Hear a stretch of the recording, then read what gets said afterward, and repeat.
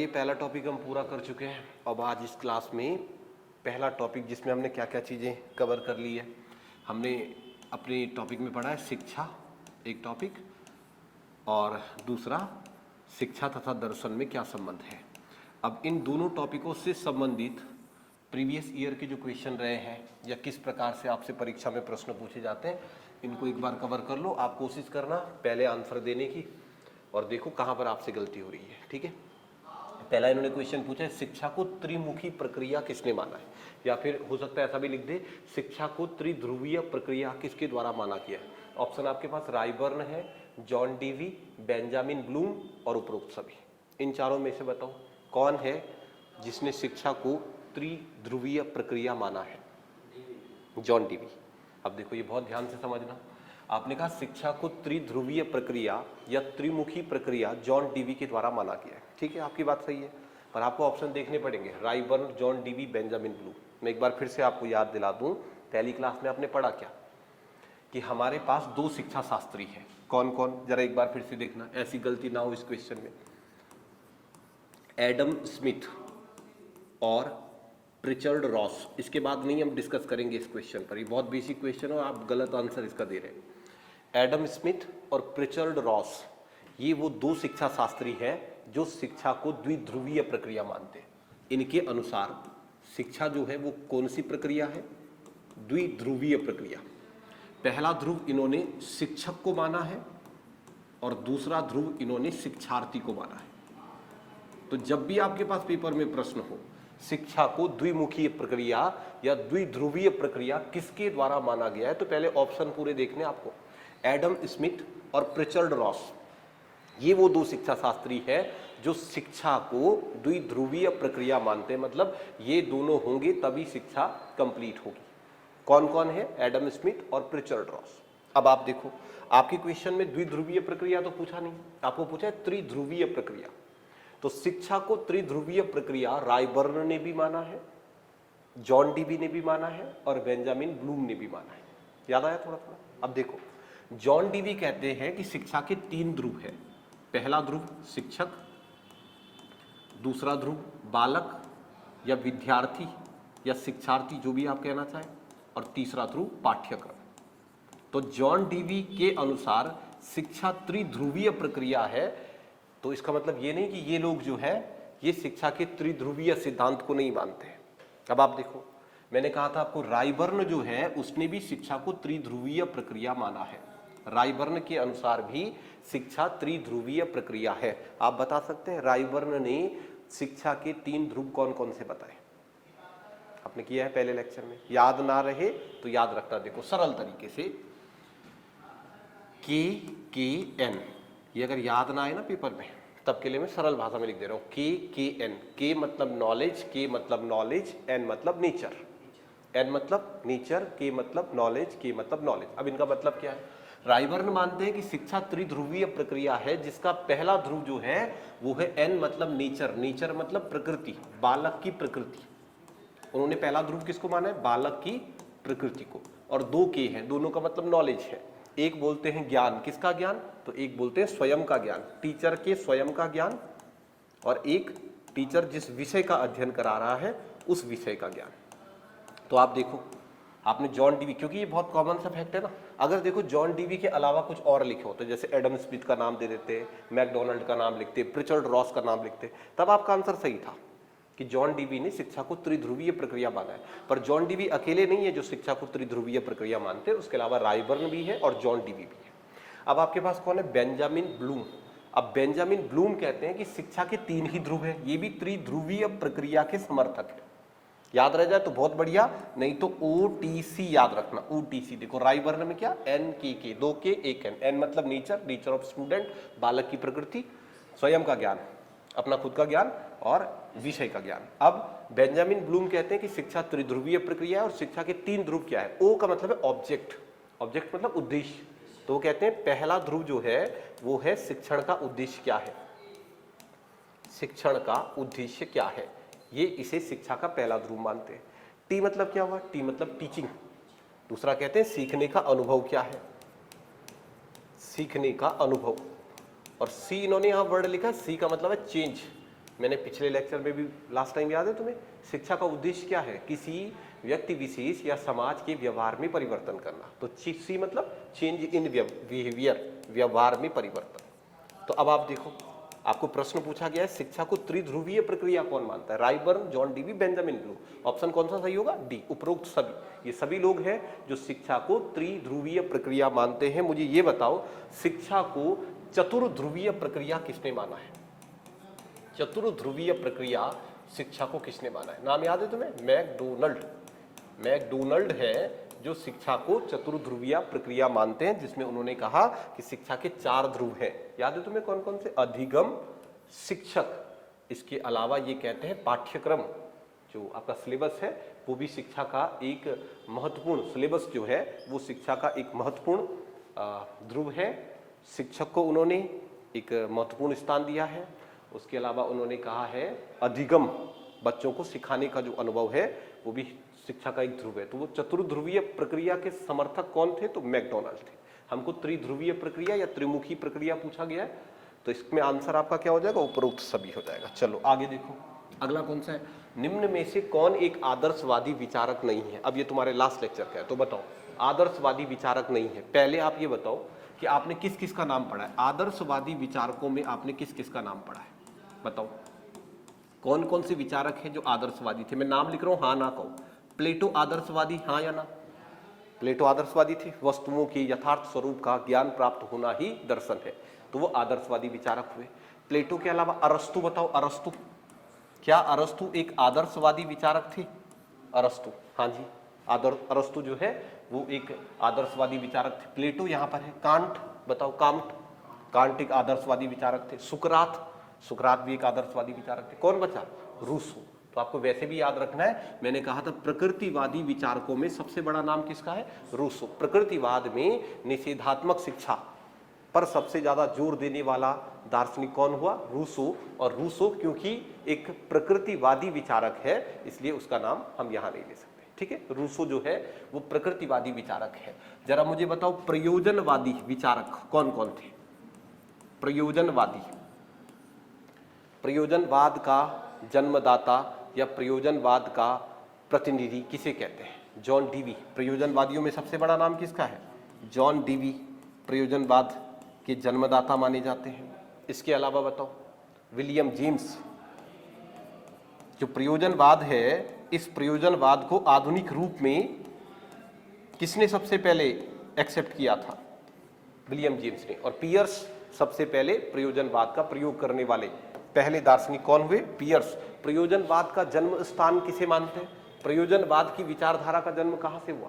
America से। America, संयुक्त राज्य अमेरिका से ही सबसे पहले पिछले लेक्चर में किया था ना। चलो आगे देखो, किसने कहा दर्शन और शिक्षा एक ही सिक्के के 2 पहलू हैं? बताओ, रॉस, जॉन डीवी, काम्टे या स्पेंसर? किसने कहा दर्शन और शिक्षा एक ही सिक्के के 2 पहलू हैं? किसने कहा? जे.एस. रॉस ने कहा। जे.एस. रॉस का कथन है कि दर्शन और शिक्षा एक ही सिक्के के 2 पहलू हैं। जॉन डीवी ने तो ये कहा था कि दर्शन अपने मूल रूप में शिक्षा का ही सिद्धांत है, ये कहा था ना। जब हम शिक्षा और दर्शन दोनों में संबंध स्थापित कर रहे थे तो जॉन डीवी क्या कहते हैं कि दर्शन मूल रूप में कुछ नहीं बल्कि शिक्षा का ही एक सिद्धांत है। काम्टे याद है? काम्टे, दर्शन विज्ञान का विज्ञान है। काम्टे का कथन क्या है कि दर्शन विज्ञान का विज्ञान है और दर्शन ज्ञान का विज्ञान है। फिस्टे ने कहा, फिस्टे ने। स्पेंसर कह रहा था कि दर्शन कुछ नहीं बल्कि विज्ञानों का आपस में समन्वय है। दर्शन विज्ञानों का आपसी समन्वय है, किया था लास्ट लेक्चर में। तो यहां हमसे ये पूछा है कि ये किसका कथन है कि दर्शन और शिक्षा एक ही सिक्के के 2 पहलू हैं? रॉस का कथन है, दर्शन और शिक्षा एक ही सिक्के के 2 पहलू हैं। आदर्शवादी शिक्षा का मुख्य उद्देश्य क्या है? अब बताओ, सोच के बताओ, क्या आदर्शवादी शिक्षा का मुख्य उद्देश्य आत्म अभिव्यक्ति है? स्वयं को अभिव्यक्त करना, यह है, हाँ या ना? नहीं। आत्म अनुभूति, शारीरिक विकास, व्यवहारिक होना। आदर्शवाद पे जाओ, आदर्शवाद क्या कहता है? मैं कौन हूं, स्वयं को जानना, आत्मा और परमात्मा का ज्ञान प्राप्त करना। तो आदर्शवादी शिक्षा का मुख्य उद्देश्य क्या होता है? आत्म अनुभूति होता है, स्वयं को जानना, मैं कौन हूं, अपनी आत्मा का जानना, परमात्मा को प्राप्त करना, ईश्वरीय सत्ता को प्राप्त करना ही आदर्शवाद में शिक्षा का सबसे प्रमुख उद्देश्य माना जाता है। जबकि आत्म अभिव्यक्ति, स्वयं को विकसित करना, किस विचारधारा में शिक्षा का प्रमुख उद्देश्य है? प्रकृतिवादी। तो अगर प्रश्न ये होता कि प्रकृतिवादी शिक्षा, प्रकृतिवाद में शिक्षा का मुख्य उद्देश्य क्या होता है, तो प्रकृतिवाद में शिक्षा का मुख्य उद्देश्य आत्म अभिव्यक्ति। और शारीरिक विकास बताओ, शारीरिक विकास किस विचारधारा में शिक्षा का प्रमुख उद्देश्य होता है? तो प्रकृतिवाद में ही शारीरिक विकास शिक्षा का प्रमुख उद्देश्य माना जाता है। व्यवहारिक होना, प्रैक्टिकल होना, ये प्रयोजनवाद, प्रयोजनवाद जो है ना, वो प्रयोगों पर बहुत ज्यादा जोर देता है। और आपको पता होगा प्रयोजनवाद में क्या कहते हैं कि इस पूरे ब्रह्मांड में, इस सृष्टि में जो कुछ दिखाई दे रहा है वो सत्य नहीं है।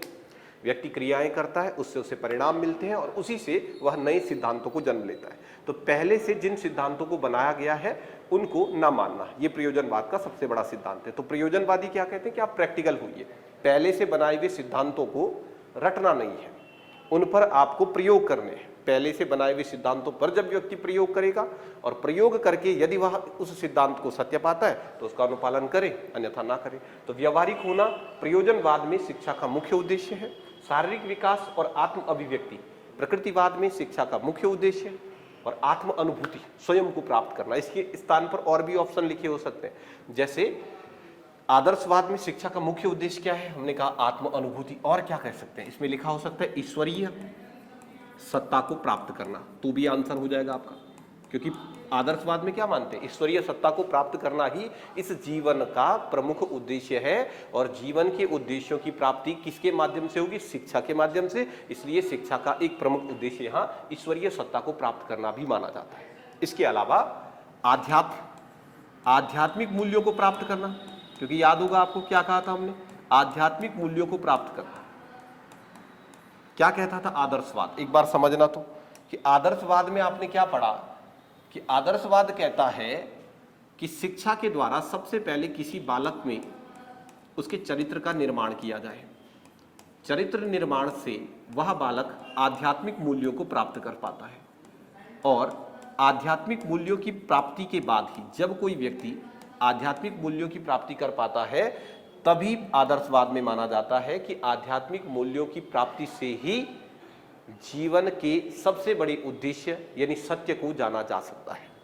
ठीक है, तो जीवन में सत्य क्या है, इस सत्य की खोज तभी प्राप्त होगी जब किसी व्यक्ति में आध्यात्मिक मूल्यों का विकास होगा। तो मतलब ऐसा रट्टा मत मार देना कि आदर्शवादी शिक्षा का मुख्य उद्देश्य आत्म अनुभूति है। तो आत्म अनुभूति के अलावा ईश्वरीय सत्ता की प्राप्ति, सत्य को जानना, आध्यात्मिक मूल्यों का विकास, ये भी आपका आंसर हो सकता है। डिपेंड करता है आपको ऑप्शन क्या दिए गए। ठीक है, चलो अगले क्वेश्चन पे आओ। शिक्षण की आदर्शवादी विधि में निम्नलिखित में से क्या सम्मिलित नहीं है। अब आप जाओ जहां पर आप पिछला लेक्चर पढ़ रहे थे और जब आपने अलग अलग विचारधाराओं की शिक्षण विधियों का अध्ययन किया था। आदर्शवाद में जो शिक्षण विधि होती है, शिक्षण विधि, शिक्षण की कौन सी विधि, टीचिंग मेथड कैसा होना चाहिए, और आप ध्यान में रखो कौन सी विचारधारा। क्या आदर्शवाद में ये कहा जाता है कि शिक्षा की विधि में प्रश्न पूछना, शिक्षक और विद्यार्थी को आपस में प्रश्न पूछने चाहिए, व्याख्यान देना, लेक्चर देना, प्रयोग करना, विचार विमर्श करना। आप ये बताओ आदर्शवाद में कौन सा सम्मिलित नहीं है, कौन सा नहीं, कोई एक होगा जो सम्मिलित नहीं होगा। तो हाँ, प्रयोग करना, क्योंकि प्रयोग करना जो है वो किसमें, प्रयोजनवाद में। प्रयोजनवाद में प्रयोग करना जो है वह शिक्षण की विधि मानी जाती है। इसके स्थान पर अगर ये भी लिखा हो करके सीखना, कि पहले बच्चा खुद से प्रैक्टिकल करे और तब सीखे, ये विचार कौन सी विचारधारा की शिक्षण विधि है, प्रयोजनवाद की। अब आप देखो आदर्शवाद तो कहता ही था प्रश्न पूछने चाहिए, जितने ज्यादा प्रश्न पूछेंगे, जितना ज्यादा आपस में डिस्कशन होगा, विचार विमर्श होगा, तो उसके बाद ही सत्य को प्राप्त करने की राह खुलेगी। व्याख्यान देना, क्योंकि आदर्शवाद में शिक्षक की भूमिका सबसे महत्वपूर्ण है। शिक्षक को बिना गुरु के ज्ञान प्राप्त नहीं होगा, ऐसा माना जाता है। उस अंतिम परम सत्य की प्राप्ति बिना गुरु के नहीं होगी। तो आदर्शवाद में तो शिक्षक का बहुत महत्वपूर्ण योगदान होता है। इसलिए शिक्षक के द्वारा जो लेक्चर दिए जा रहे हैं, व्याख्यान देना, वो तो एक इंपॉर्टेंट पार्ट हो ही जाएगा। विचार विमर्श और प्रश्न पूछना लगभग एक ही है। कहते हैं ना आदर्शवाद में खूब विचार विमर्श होगा तो सत्य की प्राप्ति की राह आसान होती जाएगी। बस प्रैक्टिकल करना ये नहीं होता है, पुराने से निर्मित सिद्धांतों को ही अनुपालित करना वो आदर्शवाद में शिक्षण विधि होती है। तो आपका आंसर क्या हो गया? प्रयोग करना। ये कौन सी शिक्षण विधि के अंतर्गत आता है? प्रयोजनवाद की शिक्षण विधि के अंतर्गत आता है। फिर आप देखो एक आधुनिक शिक्षा शास्त्री जो अत्यंत प्रकृतिवादी थे। आप देखो सारे भारतीयों के नाम लिखे हैं। अब आपको भारतीयों में से देखना है कि इनमें से भारतीय विचारकों में से कौन से विचारक जो है वो प्रकृतिवादी थे। पहले वो बताओ जो नहीं थे, जो प्रकृतिवादी नहीं हुए। कौन कौन सा आंसर नहीं हो सकता है? अरविंद घोष, अभी लिखा था आपने। अरविंद घोष जो है वो आदर्शवादी विचारक है। स्वामी विवेकानंद आदर्शवादी विचारक है। जे कृष्णमूर्ति ये भी आदर्शवादी विचारक है। और ये प्रश्न आपको याद भी रखना है कि भारतीय विचारकों में सबसे बड़े प्रकृतिवादी अगर कोई हुए तो वो रविंद्रनाथ टैगोर है। रविंद्रनाथ टैगोर जो है वह प्रकृतिवादी विचारक हुए। गांधी जी कौन से विचारक है? आदर्शवादी है। अरविंद घोष आदर्शवादी है। तो भारत के अधिकांश विचारक जो है वो आदर्शवाद की विचारधारा को फॉलो करते हैं, परंतु प्रकृतिवादी विचारक और भारतीय हो तो रविंद्रनाथ टैगोर का नाम आपको याद रखना है। ठीक है जी, चलो अब आगे चलो। देखो बताओ क्वेश्चन, निषेधात्मक शिक्षा का प्रत्यय किसने दिया? पहले बताओ निषेधात्मक शिक्षा पर जोर कौन सी विचारधारा में दिया जाता है? निषेधात्मक शिक्षा पर जोर जो है वह प्रकृतिवाद में दिया जाता है, प्रकृतिवाद में। तो इसका मतलब क्योंकि प्रकृतिवाद की विचारधारा में निश्चयात्मक शिक्षा के स्थान पर निषेधात्मक शिक्षा पर जोर दिया जाता है। अब क्योंकि ये प्रकृतिवादी विचारधारा की एक इंपॉर्टेंट पार्ट है, तो बताओ इनमें से प्रकृतिवादी ढूंढो। जॉन डीवी प्रकृतिवादी है क्या? वो तो प्रयोजनवादी है। रूसो आपको मिल गया। सबसे बड़े प्रकृतिवादी विचारक हुए हैं रूसो, और रूसो का ही सिद्धांत है निषेधात्मक शिक्षा। याद है निषेधात्मक शिक्षा? निश्चयात्मक शिक्षा का मतलब कि हम एक पाठ्यक्रम पहले से ही डिसाइड कर दें, सिलेबस पहले से ही डिसाइड कर दें, उसमें बालक पर बहुत ज्यादा ध्यान ना दिया जाए। पहले से ही आपने डिसाइड कर दिया है कक्षा 5 में एक बच्चे को इन चीजों का ज्ञान देना है। और निषेधात्मक शिक्षा क्या थी? निषेधात्मक शिक्षा का अर्थ होता है जब किसी बालक को प्रवृत्ति के अनुसार शिक्षा प्रदान की जाए। उसकी प्रवृत्ति क्या है, प्रवृत्ति के अनुसार शिक्षा प्रदान की जाए, या सबसे पहले बालक की इंद्रियों का विकास किया जाए। क्या वह शिक्षा ग्रहण करने योग्य हो गया है या नहीं? पहले बालक को शिक्षा ग्रहण करने योग्य बनाओ, फिर उसे शिक्षा प्रदान करो। ऐसी शिक्षा को निषेधात्मक शिक्षा कहा गया। और निषेधात्मक शिक्षा का विचार प्रस्तुत किया जाता है प्रकृतिवाद में। कौन सी विचारधारा है जो निषेधात्मक शिक्षा पर जोर देती है? प्रकृतिवाद। और प्रकृतिवाद में कौन सा विचारक हुआ जिसने निषेधात्मक शिक्षा पर जोर दिया? रूसो। रूसो, निषेधात्मक, प्रकृतिवाद, इन तीनों चीजों को अपने दिमाग में आप याद रखें। आगे आओ अगले क्वेश्चन पर। प्रयोजनवाद का प्रवर्तक। अच्छा है क्वेश्चन, मैं अभी तक के क्वेश्चनों में इसको इंपॉर्टेंट मान रहा हूं। बताओ प्रयोजनवाद का प्रवर्तक कौन है? Kant, William James, John Dewey, CS Peirce. सबसे पहले प्रवर्तक का अर्थ समझो। प्रवर्तक का मतलब है सबसे पहले प्रयोग करने वाला। मैं फिर से लिख देता हूं, इसको नहीं भूलना, ये अच्छा क्वेश्चन है। ठीक है, अगर मुझे प्रयोजनवाद के संदर्भ में प्रश्न आता है कि प्रयोजनवाद का सबसे पहले प्रयोग किसने किया, प्रयोजनवाद को सबसे पहले किसने प्रयोग किया, मतलब प्रयोजनवादी विचारधारा को शुरू करने वाला व्यक्ति कौन था, तो आपको याद है कौन? CS Peirce, Charles Sanders Peirce America के पहले व्यक्ति हुए जिन्होंने प्रयोजनवाद का सबसे पहले प्रयोग किया। तो जो व्यक्ति सबसे पहले किसी चीज को प्रयोग करता है उसी को प्रवर्तक कहते हैं। तो अगर प्रवर्तक पूछेंगे, प्रयोजनवाद का प्रवर्तक या सबसे पहले इसको प्रयोग करने वाला व्यक्ति, तब आपका आंसर क्या होगा? CS Peirce. अब प्रयोजनवाद में आधुनिकता कौन लेकर के आए थे? तो प्रयोजनवाद में आधुनिकता लेकर के आए थे विलियम जेम्स। तो विलियम जेम्स ने क्या किया? तो प्रयोजनवाद के आधुनिक स्वरूप को प्रारंभ किया। प्रयोजनवाद के आधुनिक स्वरूप को प्रारंभ किसने किया? तो आधुनिक स्वरूप को प्रारंभ किया विलियम जेम्स ने। फिर प्रयोजनवाद में सबसे ज्यादा अगर किसी व्यक्ति ने प्रयोजनवाद का विकास किया या उस पर प्रैक्टिकल किए तो वो व्यक्ति जॉन डीवी है। इसलिए जॉन डीवी आपका आंसर तब होगा जब आपसे पूछा जाए प्रयोजनवाद का प्रतिनिधि। या तो प्रश्न ये हो प्रयोजनवाद का प्रतिनिधि किसे कहा जाता है, या प्रयोजनवाद का जन्मदाता। प्रयोजनवाद में सबसे ज्यादा सिद्धांत जो है वो किसके हैं? तो वो जॉन डीवी के हैं। ठीक है, तो प्रवर्तक पूछा है, सबसे पहले प्रयोग करने वाला, उसको आधुनिक स्वरूप में किसने ढाला? विलियम जेम्स ने। और उसको जिस जगह पर आज प्रयोजनवाद है वहां तक पहुंचाने में सबसे महत्वपूर्ण भूमिका जॉन डीवी की है। इसलिए जॉन डीवी को प्रयोजनवाद का प्रतिनिधि या प्रयोजनवाद का जन्मदाता कहा जाता है। ठीक है, चलो अगले देखो क्या क्वेश्चन है, सारे तुमने पढ़े हुए क्वेश्चन है तो इतने कठिन नहीं होने चाहिए। किस शिक्षा दर्शन ने अनुभव एवं प्रयोग के माध्यम से सीखने को महत्व दिया है? सीखना है पर किसके माध्यम से? अनुभव, एक्सपीरियंस और प्रैक्टिकल। बोलो आंसर, कौन नहीं होगा? पहले आंसर बताओ, कौन नहीं होगा? आदर्शवाद नहीं होगा, क्योंकि आदर्शवाद जो है ना ही प्रैक्टिकल और ना ही एक्सपीरियंस पर फोकस करता है। अब बताओ, यथार्थवाद नहीं, प्रकृतिवाद, अगर इसमें प्रयोजनवाद नहीं होता और प्रयोग नहीं होता, प्रश्न में अगर प्रयोग नहीं लिखा होता ना, लिखा होता कौन सी शिक्षा दर्शन ने अनुभव के माध्यम से सीखने को महत्व दिया, तब मैं आंसर प्रकृतिवाद भी लगा देता। पर यहां बात प्रैक्टिकल की भी हो रही है, तो प्रैक्टिकल जो है वो किस विचारधारा का सबसे महत्वपूर्ण केंद्र बिंदु है? प्रयोजनवाद का। तो प्रयोजनवादी कहते हैं कि सीखने के लिए सबसे पहले प्रैक्टिकल करना जरूरी है। प्रैक्टिकल करेंगे उससे आपको एक्सपीरियंस मिलेगा और एक्सपीरियंस से ही आप ज्ञान अर्जन कर सकते हैं या फिर शिक्षा प्राप्त कर सकते हैं। ठीक है जी, चलो आगे देखो। दर्शन का गत्यात्मक पहलू शिक्षा है, बताओ इसका आंसर बताओ। J.S. Ross, John Adams, John Dewey या फ्रोबेल? याद आ रहा है? थोड़ा थोड़ा आपने पढ़ा था। सबसे पहले J.S. रॉस क्या कह रहे हैं? J.S. रॉस ने कहा था कि दर्शन और शिक्षा एक ही सिक्के के दो पहलू हैं। याद है? दर्शन, अभी हमने पीछे क्वेश्चन भी किया कि दर्शन और शिक्षा एक ही सिक्के के दो पहलू।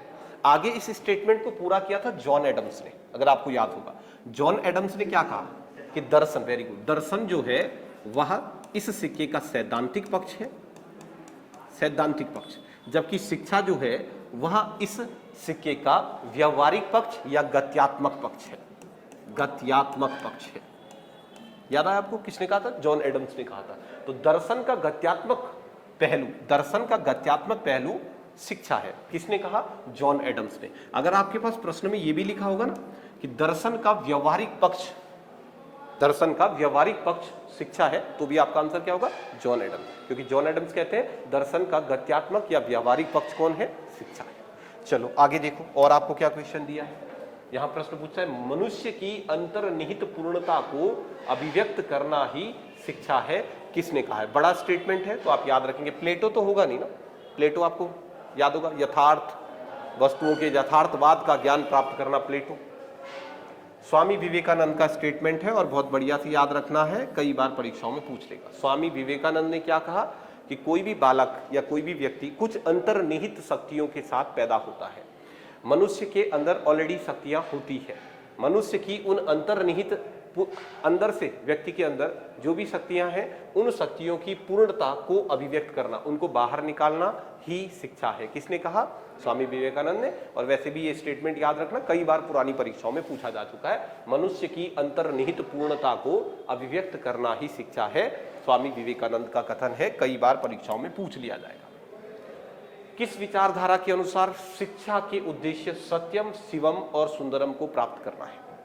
बताओ, आदर्शवादी, यथार्थवादी, प्रकृतिवादी और प्रयोजनवादी। सत्यम, शिवम, सुंदरम का सिद्धांत कौन सी विचारधारा में दिया जाता है? वेरी गुड, आदर्शवादी विचारधारा।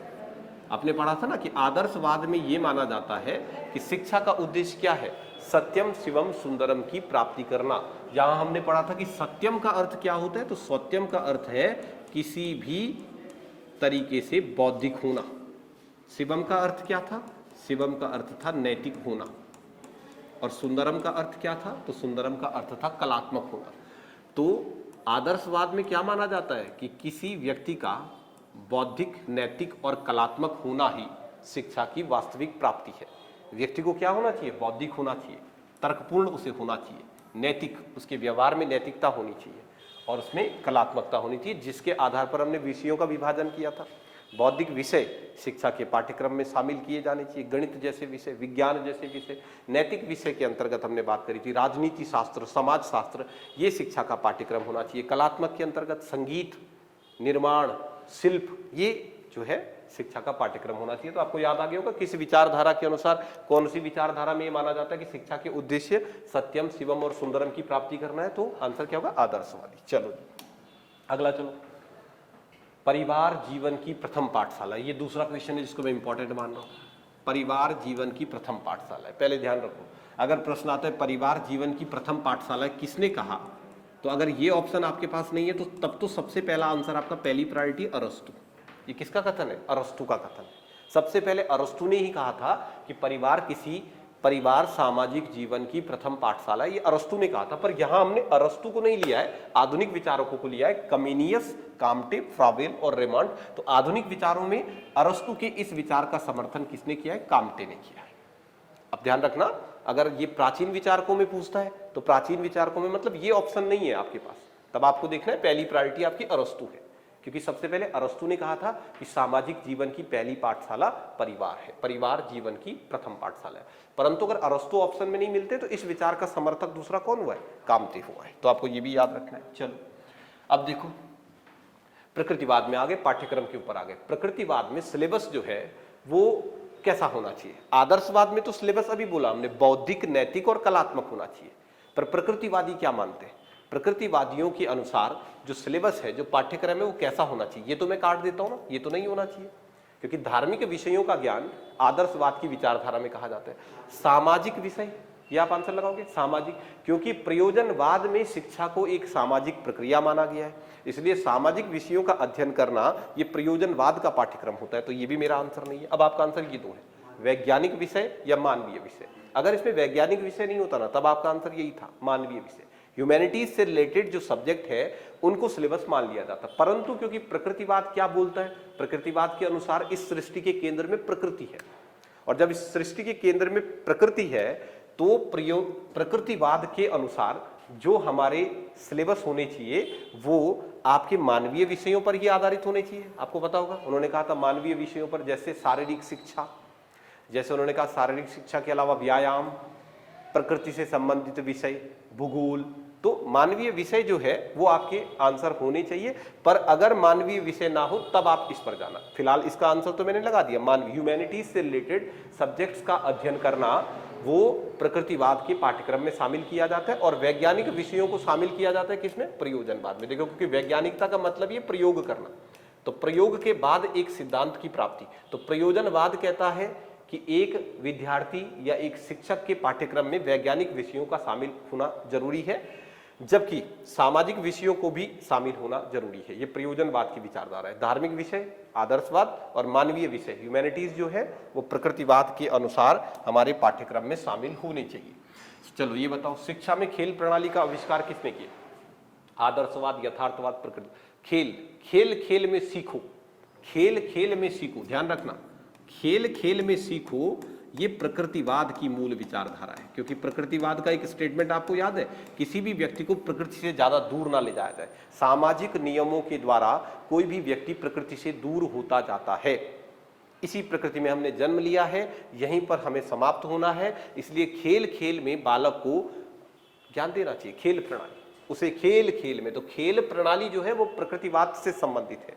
प्रयोग करना प्रयोजनवाद, और पहले से ही स्थापित विचारों को ही अंतिम सत्य की प्राप्ति, उन विचारों से प्राप्त करना आदर्शवाद। तो खेल प्रणाली जो है उसका आविष्कार किसने किया? तो प्रकृतिवाद ने किया। हालांकि आप देखोगे तो जो प्रयोजनवाद है ना, प्रयोजनवाद में भी खेल प्रणाली को प्रयोग में लाया जाता है, पर वहां पर खेल प्रणाली के स्थान पर आप प्रयोग शब्द को ज्यादा इंपॉर्टेंस दें। ठीक है, खेल खेल में ही ज्ञान की प्राप्ति, ये प्रकृतिवाद ने सबसे पहले अपने पाठ्यक्रम में शामिल किया। दर्शन शब्द का सबसे पहले, चलो ये भी अच्छा क्वेश्चन है, इंपॉर्टेंट है, सबसे पहले दर्शन शब्द का प्रयोग किसने किया? Archimedes, Pythagoras, Butler, Rousseau. तो इसका आंसर भाई याद रखना, हम क्लास में नहीं पढ़े हैं इसको, इसलिए आप अपने नोट्स में इसको ऐड कर लेना। जहां दर्शन परिभाषित कर रहे थे ना, तो सबसे पहले पाइथागोरस ने दर्शन शब्द का प्रयोग किया। फिलॉसफी जो है ये शब्द सबसे पहले किसके द्वारा प्रयोग में लाया गया? पाइथागोरस के द्वारा। प्रयोजनवादी विद्यालय को क्या मानते हैं? चलो अब इसको बताओ। प्रयोजनवादियों के अनुसार विद्यालय क्या है? पहला लिखा है मानवीय क्रियाओं का आदर्श लघु रूप ही विद्यालय है। ये किसकी विचारधारा थी? ये आदर्शवाद की विचारधारा थी। आदर्शवादी कहते हैं कि एक मानव अपने जीवन काल में जो कुछ भी क्रियाएं करता है उसका आदर्श, एक आइडियल छोटा सा रूप विद्यालय है, आदर्शवादियों का कहना है। प्राकृतिक वातावरण, समझ गए होंगे, प्राकृतिक शब्द आ गया ना, तो प्रकृतिवाद कहता है कि विद्यालय कुछ नहीं, प्रकृतिवाद के अनुसार विद्यालय जो है वह प्राकृतिक वातावरण और स्वच्छंद वातावरण है। नीचे लिखा है समाज का लघु रूप, क्योंकि प्रयोजनवाद में ही शिक्षा को एक सामाजिक प्रक्रिया माना गया है, इसलिए प्रयोजनवादियों के अनुसार विद्यालय जो है वो क्या होता है? वो समाज का लघु रूप होता है, समाज का लघु रूप होता है। ऐसे ही किसी से भी प्रश्न पूछ सकता है आपको। जैसे मैं आपसे पूछता हूं बालक, बताओ आदर्शवाद में बालक को क्या माना गया है? आदर्शवाद में बालक को हड्डी और मांस का ढांचा ना मानकर एक आत्मिक प्राणी माना गया है। याद आ रहा है थोड़ा थोड़ा? आत्मिक प्राणी। आदर्शवाद कहता है कि जो बालक है वो वास्तव में एक आत्मा है जिसे आप ज्ञान दे रहे हैं, आत्मिक प्राणी। और प्रकृतिवाद में बालक को क्या माना गया था? प्राणी मात्र। जैसे पूरी दुनिया में असंख्य प्राणी है वैसे ही बालक भी उन्हीं प्राणियों की तरह है, ठीक है। जबकि प्रयोजनवाद के अनुसार बालक क्या होता है? तो बालक समाज का एक छोटा सा अंग होता है। इसलिए प्रयोजनवाद बालक को किस रूप में परिभाषित करता है? तो सामाजिक प्राणी के रूप में परिभाषित करता है। ऐसे ही बालक का प्रश्न पूछ सकता है, शिक्षक का पूछ सकता है। बताओ आदर्शवाद में शिक्षक की भूमिका क्या है? तो आदर्शवाद क्या कहता है कि शिक्षक जो है वो सर्वोपरि है, बिन गुरु ज्ञान की प्राप्ति नहीं की जा सकती, तो शिक्षक ही सब कुछ है। प्रकृतिवाद क्या कहता है? तो प्रकृतिवाद कहता है कि शिक्षक जो है वो बगीचे का माली के रूप में काम करता है। को याद आ रहा होगा कि शिक्षक का कार्य क्या है? तो शिक्षक का कार्य सिर्फ बालक को ज्ञान देना है बस, तो वो एक प्रकार का माली होता है। और प्रयोजनवादी शिक्षक को बहुत ज्यादा इंपॉर्टेंट नहीं मानते। आपने देखा होगा पिछली बार हमने कहा था कि प्रयोजनवादियों के अनुसार जो शिक्षक है उसकी भूमिका शिक्षा में क्या है? तो वो दिशा देने वाला है, बस उसका काम है बस बालक को दिशा प्राप्त करना, है ना। तो उसका कार्य क्या है? तो वो बस बालक को दिशा प्रदान करता है।